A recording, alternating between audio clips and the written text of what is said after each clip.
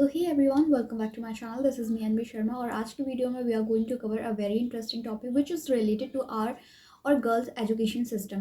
तो हमें आखिरकार क्या ज़रूरत होती है एक लड़की की पढ़ाई के लिए, what are the needs for promoting the girls education specially in Indian territory. Because हर एक एरिया में देखा जाए, हर एक कॉन्टिनेंट में देखा जाए, गर्ल्स आर बूमिंग। और इवन इंडिया में भी आज के टाइम पे देखा जाए तो गर्ल्स बहुत अच्छे से अपना रिप्रेजेंटेशन है वो परफॉर्म कर रही हैं। लेकिन ऐसी क्या ज़रूरत पड़ जाती है कि केवल ना केवल लड़के बल्कि लड़कियों की एजुकेशन भी हमारे लिए बहुत ज़रूरी होती है, इवन आवर सोसाइटी टू। तो हम कुछ यहाँ पे पॉइंट्स डिस्कस करेंगे कि हमें गर्ल्स की जो एजुकेशन रहती है उसको क्यों प्रमोट करना चाहिए। सबसे पहले हमारी जो कंडीशन लागू हो जाती है वो पर्सनली देखा जाए तो आपकी जो फाइनेंशियल इंडिपेंडेंस होती है वो शुरू हो जाती है इन द सेक्टर कि आपको किसी पे अपने छोटे मोटे जो खर्चे रहते हैं। इवन देखो, लड़कियों के खर्चे जो रहते हैं वो कुछ स्पेशल फेजेस में रहते हैं। उनको जब उनकी मैच्योरिटी फेज़ आ जाती है तो उनको पीरियड्स के लिए, उनकी बुक्स के लिए, उनके करियर मेंटेन करने के लिए काफ़ी ऐसे खर्चे होते हैं जो फैमिली में पॉवर्टी की वजह से प्रोवाइड नहीं कराए जाते हैं। तो इसलिए उनके जो छोटे से छोटे, इवन आपके जो बड़े खर्चे रहते हैं वो खुद से परफॉर्म कर सकती हैं। इसीलिए आपको ये फाइनेंशियल स्टेबिलिटी देता है, फाइनेंशियल इंडिपेंडेंट बनाता है कि you are not dependent to any other, not your husband, not your brother and not your father and not even your mother if she is earning. तो ये फाइनेंशियल इंडिपेंडेंट एक तरीके से दिखाता है। दूसरा हम बात कर लेते हैं representation of the girls in political sector, even in the judiciary sectors. हम लोग बहुत सारे ऐसे लोग हैं जो देखते हैं कि जो गर्ल्स का रिप्रेजेंटेशन रहता है, इवन जो इन द पॉलिटिकल सिस्टम हम लोग अपने पार्लियामेंट वगैरह में देखते हैं तो मोस्टली जो आपकी सीट होती है 543 सीट्स होती हैं, जिनमें कवरेज आपका मोस्टली जो लड़के रहते हैं उनका कवरेज रहता है। लड़कियों का रिप्रेजेंटेशन बहुत ही कम रहता है, इसलिए आप लड़कियों से रिलेटेड जो इश्यूज़ हैं वो बहुत ही ज़्यादा कम रेस किए जाते हैं। इसीलिए अगर गर्ल्स एजुकेशन को प्रमोट किया जाए तो वहाँ से जो रिप्रेजेंटेशन वहाँ पे निकल के आता है। इसीलिए लड़कियों के लिए अलग से एजुकेशन से रिलेटेड कानून बनाए जा सकते हैं जिसमें लड़कियों को अवेयर भी किया जा सकता है। साथ ही हम बात करते हैं अपने पार्टिसिपेशन की। जब लड़कियां किसी ऐसे सेक्टर में, एजुकेशनल सेक्टर में अपना परफॉर्मेंस देती हैं तो वो बहुत ही ज़्यादा अवेयर हो जाती हैं हर एक चीज़ के लिए, इसलिए वो मेनली फोकस करती हैं पार्टिसिपेशन पे। इवन अगर आपके वोटिंग सिस्टम की बात की जाए तो मोस्टली ऐसा देखा जाता है, इवन हमारी जो इंडियन टेरिटरी है वहाँ पे जो परसेंटेज है, लिटरेसी परसेंटेज देखा जाए तो मेल्स का जो रिप्रेजेंटेशन है वो 85% है। वहीं आपका जो वुमेन यानी कि फीमेल्स है उनका जो रिप्रेजेंटेशन है ओनली 65% है। तो आप ये लेख देख सकते हो कि कितना ज़्यादा लेख है दोनों के ही परफॉर्मेंस में। इसलिए girls education is very important participation के लिए, so that they can be aware और they can take their self decision. इसके बाद हम बूस्ट एंड इकोनॉमी की बात कर लेते हैं। देखो, there are many sector in current situation. अगर हम एनजीओज़ की बात करते हैं, हमारे जो सेल्फ हेल्प ग्रुप्स रहते हैं, इसमें जो लेडी रहती है वो एक अच्छा परफॉर्मेंस दे सकती है। एनजीओ में वो काम करा सकती है, ऑर्फन्स वगैरह रहते हैं उन पे काम करा सकती है। साथ ही आपके जो हेल्थ से रिलेटेड एनजीओज़ होते हैं, एनजीओ फॉर एजुकेशन होते हैं, इन सारी चीज़ों को भी गर्ल्स के एजुकेशन के थ्रू प्रमोट किया जा सकता है और उन सारी लड़कियों को प्रमोट किया जा सकता है जो फाइनेंशियल स्टेबल नहीं है फ्रॉम देयर फैमिली साइड। तो इन सब के हिसाब से girl education is very necessary. साथ ही अगर हम देखें मैन्युफैक्चरिंग सेक्टर्स, आपका जो मैन्युफैक्चर सेक्टर रहता है वहाँ पे एक यंग पॉपुलेशन की बहुत ही ज़्यादा नीड होती है। अब young population in the sense of आपके गर्ल्स भी हो सकते हैं, इन द सेंस ऑफ आपके बॉयज़ भी हो सकते हैं।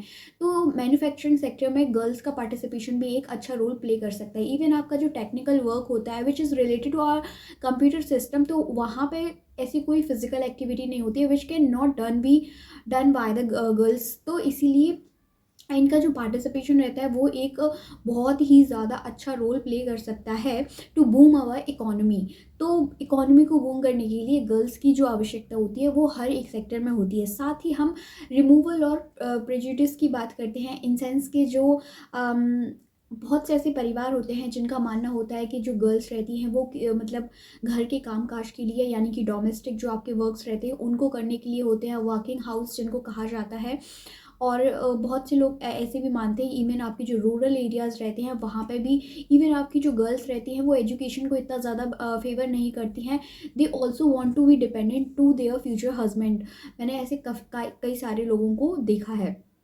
तो यहाँ पे जो एक प्रेजुडिस रहता है कि जो गर्ल्स रहती है they can not do anything in their life, so that should be reduced. और इसी को रिड्यूस करने के लिए बेसिकली जो गर्ल्स की एजुकेशन रहती है, so that they can work on their skills and they can boom their economy. So ये एक तरीके से जो आपकी स्टेरियोटाइप रहती है, जो आपकी प्रेजुडिस रहती है, वो एक तरीके से उसको रिमूव कर सकती है।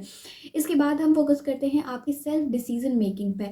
That decision can be done on the basis of your life, your career and your marriage. यानी कि आपकी लाइफ से रिलेटेड, यानी कि आपके छोटे से बड़े जो फैसले होते हैं वो आप एक समझदार व्यक्ति की तरह खुद से ले सकते हो। इवन आपके जो करियर से रिलेटेड इश्यूज होते हैं, जहाँ पे मेन जो ऑब्स्टिकल आता है आपके बीच में, वो फाइनेंस का ऑब्स्टिकल आता है कि अगर आप कोई अच्छी पढ़ाई करना चाहते हो, अच्छे कॉलेज से कोई चीज़ करना चाहते हो, तो लेकिन लेक ऑफ मनी के कारण आप वो चीज़ नहीं कर पाते हो। इसीलिए अगर आप फाइनेंशियल स्टेबल हो, आप एजुकेटेड हो, तो you can done in every field. इसीलिए आपका जो करियर मेंटेनेंस रहता है, वहाँ पर भी आप अपने सेल्फ डिसीजन ले सकते हो कि which kind of course is suitable for you and what should be done by yourself. इसके साथ ही आपके जो मैरिजेस वगैरह रहते हैं उनमें भी आप अच्छा परफॉर्म कर सकते हो। मोस्टली ऐसे केसेस देखने को मिलते हैं जहाँ पे लड़कियों को ऐसा रख दिया जाता है कि this marriage should be done only with our permission, in sense you family permission, और उनकी जो परमिशन रहती है वही आपकी परमिशन रहती है, because you are not so much aware about this. तो वहाँ पे this is because the marriage is a thing जो आपकी लाइफ से, आपकी फ्यूचर लाइफ से रिलेटेड होता है, तो that kind of decision should be taken by your self only. तो ये एक तरीके से आपके मैरिज को भी एक तरीके से बूस्ट करने में कोशिश करता है। फिर इसके साथ ही अवेयरनेस तो होती ही है। अगर एजुकेशन आपके साथ में रहेगी, फॉर एग्जांपल अगर मैं आपको ये नॉलेज प्रोवाइड करा रही हूँ, तो मैंने भी ये कहीं ना कहीं देखा होगा, मैंने भी कहीं ना कहीं पढ़ा होगा। तो अगर आपको अवेयरनेस होती है वो है, तो आप बहुत ही ज़्यादा अच्छे से एक समझदार तरीके से एक एफिशिएंट वे में काम कर सकते हो। अवेयरनेस इसके साथ ही आपको ये होनी चाहिए कि अगर आपके साथ कोई गलत काम हो रहा है, जो आपके ह्यूमन राइट्स होते हैं, जो आपके फंडामेंटल राइट्स होते हैं, उन चीज़ों की भी अवेयरनेस होनी चाहिए, सो दैट आप कानून के सामने अपनी फ्रीडम के लिए, अपने रिलीजन के लिए एक तरीके से लड़ सको। तो ये सारी फ्रीडम होनी चाहिए। और साथ ही अगर आपके साथ कोई गलत काम हो रहा है, तो गवर्नमेंट के थ्रू इनिशिएटिव लिए गए हैं। आपकी फंडामेंटल राइट्स हैं जिनके वायलेशन के लिए आर्टिकल 32 है जो प्रोवाइड कराता है रिट्स के बारे में। इवन आपके जो गवर्नमेंट इनिशिएटिव लिए गए हैं रिलेटेड टू गर्ल्स, जो आपके पॉश एक्ट हो गया, पॉक्सो एक्ट हो गया, ये सारे जो इनिशिएटिव लिए गए हैं वो एक गर्ल्स एजुकेशन को शो करते हैं यहाँ पे। इन सेंस कि अगर आपको इस तरह की जो केसेस रहते हैं, इनसे रिलेटेड कोई इश्यूज आते हैं, तो आप बेझिझक बिना किसी से पूछे आप तुरंत ही एफआईआर एक फाइल करा सकते हो अगर आपके साथ इस तरीके का कोई इंसिडेंस मेनली होता है। तो आप गवर्नमेंट की जो स्कीम पॉलिसीज़ रहती हैं regarding to your household, regarding to your education, regarding to our health system, तो वो सारी हर एक इंडिविजुअल को प्रोवाइड कराई जा सकती हैं through the girls education.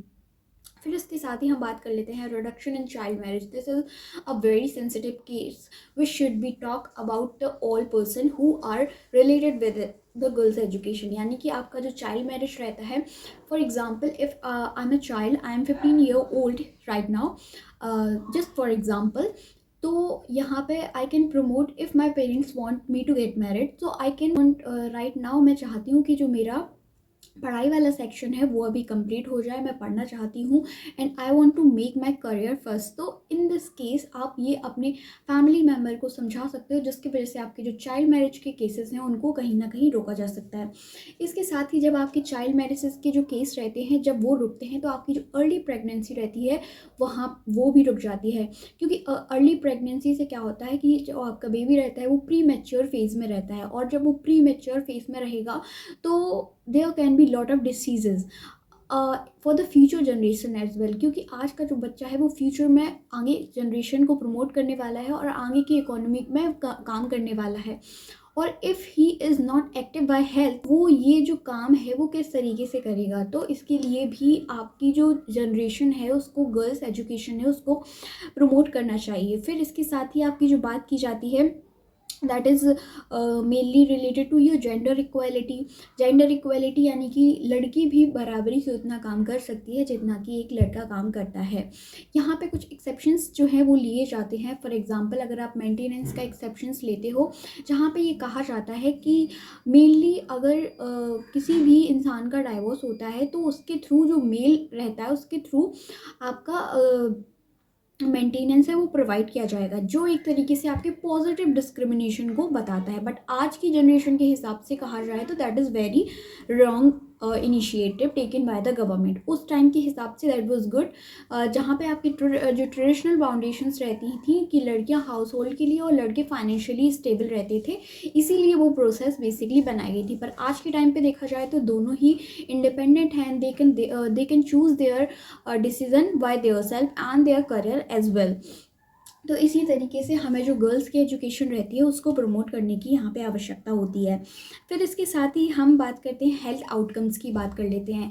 Health outcomes यानी कि अगर I am aware with all the diseases which are having place in our territory and at global level, तो हम यहाँ पे हेल्थ आउटकम्स में if I am educated with the diabetes, if I am educated with the tuberculosis, जिसके case जो है लगातार हमें देखने को मिल रहे हैं। इवन आपके जो सर्वाइकल कैंसर है उसके भी जो केसेस रहते हैं वो लगातार हमें देखने को मिलते हैं, जिसकी वजह से अगर आई एम अवेयर तो मैं इसके जो प्रिकॉशंस वगैरह रहते हैं उनको मैं ले सकती हूँ। इसीलिए जो आपके हेल्थ से रिलेटेड, आपकी न्यूट्रिशन, आपकी डाइट, आपकी बैलेंस डाइट से रिलेटेड जो भी इश्यूज आते हैं उनको आप अच्छे से मेंटेन कर सकते हो। इसीलिए एक जो हेल्थ आउटकम रहता है वो भी गर्ल्स की जो लाइफ रहती है उसमें काफ़ी अच्छे से काम करता है, अच्छे से हैंडल कर लेती हैं। तो इसके साथ ही हम बात करते हैं removal of the tag as a burden. Mostly ऐसी फैमिलीज़ रहती हैं जहाँ पे इवन मतलब आपके जो अर्बन एरियाज़ रहते हैं, रूरल एरियाज़ में तो ये प्रॉब्लम देखने को मिलती ही है, साथ में आपके ऐसे अर्बन एरियाज़ भी रहते हैं जहाँ पे जो लड़कियाँ रहती हैं उनको एज अ बर्डन ट्रीट किया जाता है। जिस फैमिली में अगर 2 3 4 लड़कियाँ पैदा हो जाती हैं तो उनको ऐसे ट्रीट किया जाता है, एज अ बर्डन ट्रीट किया जाता है कि हमें तो लड़का चाहिए था और लड़की हो गई फिर से। तो मतलब उनके खाने पीने का खर्च, उनकी पढ़ाई का खर्च, इवन उनके जो आफ्टर मैरिज का खर्च होगा, जो शादी में जो खर्च लगेगा उसका एक तरीके से वो पहले से ही अपने दिमाग में मेंटेलिटी बना के रख लेते हैं। कुछ लोग ऐसे रूरल एरियाज़ में ये केसेस मेनली ज़्यादा देखने को मिलते हैं, क्योंकि वो एक तरीके से कह सकते हैं आपकी जो प्रेजुडिस रहती है, जो स्टेरियोटाइप रहती है, वो कहीं ना कहीं अभी आपके जो ट्राइबल एरियाज़ हैं, इवन आपके जो जिनकी जो मेंटल हेल्थ थोड़ी कमज़ोर रहती है उनके लिए।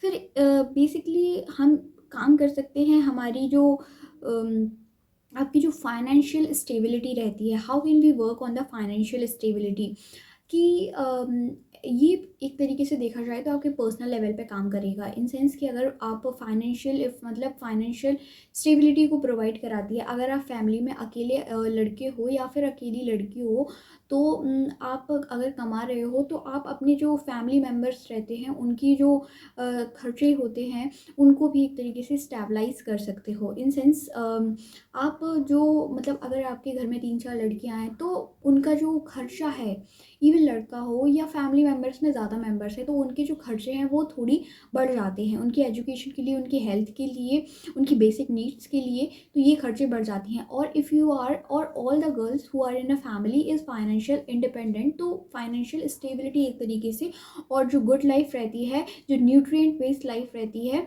उसको आप फॉलो यहाँ पे कर सकते हो। फिर इसके साथ में कुछ पर्सनल चीज़ें भी होती हैं, जैसे फॉर एग्जांपल आपका रोल मॉडल हो गया, इंस्पिरेशन टू अदर गर्ल्स। अगर आप किसी रूरल एरिया में जाते हो और वहाँ पे आप किसी भी एग्जामिनेशन रहता है वहाँ पे टॉप करते हो तो आपसे जो दूसरी लड़कियाँ हैं वो भी इंस्पायर होती हैं कि यार we should also do this kind of thing, we should be also educated. तो ये एक तरीके से रोल मॉडल का काम करता है। फिर ही हम अगर और चीज़ों की बात करें कि जो आपकी क्रिटिकल थिंकिंग रहती है, इन सेंस आपकी जो सोचने समझने की क्षमता रहती है, जो डिसीजन मेकिंग की क्षमता रहती है, जो प्रॉब्लम सॉल्विंग की क्षमता रहती है, वो भी इंक्रीज़ होती है।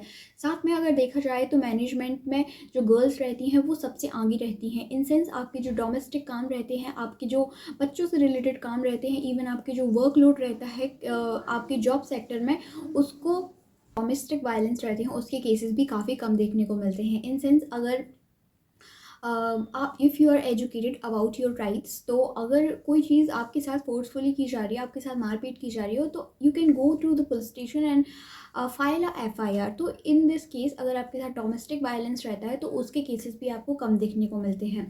साथ ही अब जो डोमेस्टिक केसेस रहता है उसके साथ ही आपका जो मैरिटल रेप रहता है वो रिलेटेड रहता है। Marital rape is kind of rape after marriage which is done by after marriage, यानी कि if a person forcefully pressurize yourself to do the sex, तो उस केस में आपके जो मैरिटल रेप्स होते हैं वो काउंट किए जाते हैं। तो इसके जो केसेस हैं वो भी हमें यहाँ पे कम देखने को मिलते हैं। साथ ही आपका जो पॉपुलेशन कंट्रोल है वो भी यहाँ पे देखने को मिलता है। अगर लड़की एजुकेटेड होती है तो she can promote the use of condoms during the sex interaction. तो इस तरीके से चीज़ें हैं जो मेंटेन करके चली जाती हैं। फिर इसके साथ ही जो लड़कियों की एजुकेशन रहती है वो not only personally, not only socially and not only economically, पर हमें ये फोकस करना चाहिए कि हर एक सेक्टर में आपकी जो गर्ल्स की एजुकेशन रहती है वो बहुत ही ज़्यादा इंपॉर्टेंट रहती है। मोस्टली आज के टाइम पे देखा जाए तो बहुत सारे ऐसी डाइवोर्स के केसेस निकल के आ रहे हैं जिसमें जो लड़की रहती है वो आफ्टर मैरिज जब उसको डाइवोर्स दिया जाता है तो एक तरीके से कह सकते हैं कि ना वो घर की रहती है ना घाट की। इसीलिए फाइनेंशियल इंडिपेंडेंट होना is a need of women in current situation. So always be educated. अगर आप एक पढ़ाई वाली एजुकेशन नहीं कर सकते हो जहाँ पे आपका सिर्फ मोटिव जो है वो आपका एग्ज़ाम निकालना है, तो कम से कम इस तरह की आप पढ़ाई कर सकते हो जहाँ पे you are well educated with your society. इसीलिए गर्ल्स एजुकेशन बहुत ज़्यादा इंपॉर्टेंट होती है। Even not girls education, boys को भी एजुकेशन देना बहुत इंपॉर्टेंट होता है ताकि वो प्रमोट कर सकें, वो ये भेदभाव ना रख सकें, डिस्क्रिमिनेशन ना कर सकें कि वो सुपीरियर हैं as compare to you girls. So that's it for the video. अगर आपको वीडियो थोड़ी सी भी इंफॉर्मेटिव लगी हो, अच्छी लगी हो, तो please share this video to all the girls and don't forget to subscribe my channel. Thank you so much.